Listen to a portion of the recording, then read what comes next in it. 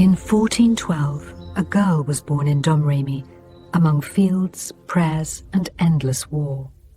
France was bleeding, torn between kings, and a crown lost to despair.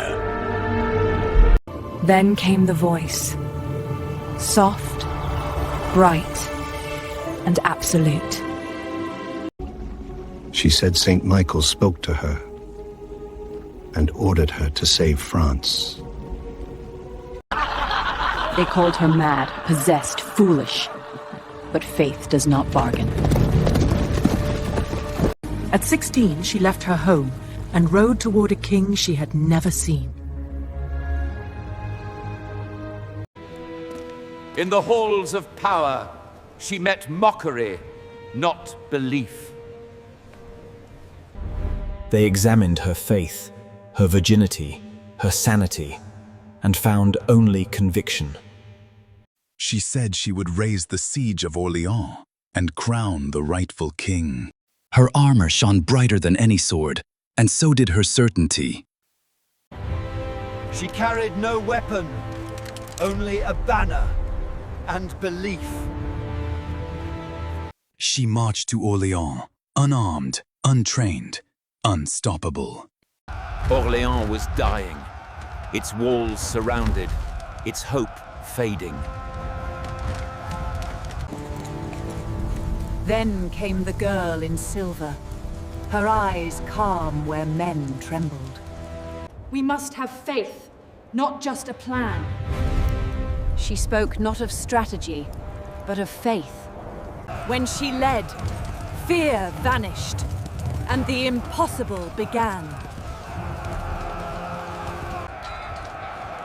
Against all odds, Orléans was free, and France breathed again. To them, she was no soldier. She was deliverance made flesh. Her victories opened the road to Rouen, the city of kings.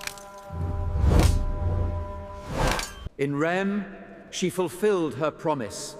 France had a king again. But kings fear prophets, and she no longer fit his world. Still, she rode north, toward Paris, toward destiny. She bled for her country and rose again. Between battle and prayer, she lived as both saint and soldier. War turned again, Paris lost, allies fading, and faith tested. The king she crowned now avoided her gaze. In May 1430, she rode to Compiègne and rode into a trap. They seized her, not with fear, but with disbelief that heaven could bleed. Locked in Beauvoir, she prayed for strength, not rescue. She leapt from the tower rather than surrender her faith. Sold to Burgundy for silver, the price of a miracle. To England, she was worth more alive than dead, a tool to crush French faith. They brought her north, past battlefields she once freed. In Rouen, walls could hold her body, but not her conviction. Her trial was not for heresy, but for humility too great for men to bear. They mocked her voices, but could not silence them. In Rouen, the voices of heaven met the laws of men. Her judges spoke not of faith, but of fear. They questioned her for days, hoping doubt might sound like truth. Each night, the same voice returned, not from heaven, but from her heart. They promised her mercy if she denied her vision, and fire if she didn't. For one moment she faltered, and signed the words she never believed.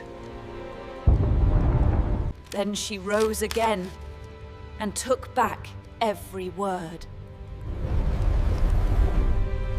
By the authority of the Church, you are hereby condemned! The Church condemned her, not for sin, but for certainty. She confessed not fear, but forgiveness. At dawn, she was led from her cell and into eternity. The stake stood ready. Wood, rope, and silence. May 30th, 1431, the square of Rouen filled with silence thicker than smoke. She asked for one thing, not freedom, but forgiveness. When fire met faith, the world held its breath. Witnesses swore they saw light, not death, but deliverance. Her ashes fell on Rouen, and on every soul that doubted. They called her heretic, because saints rarely fit into sentences. Yet her name survived every verdict. The king she crowned never looked so small. Her fire became ink, her silence scripture. 25 years later, the Church confessed she had been right all along. In 1920, she was canonized, not as warrior, but as witness. Her fire still burns in every soul that dares to believe.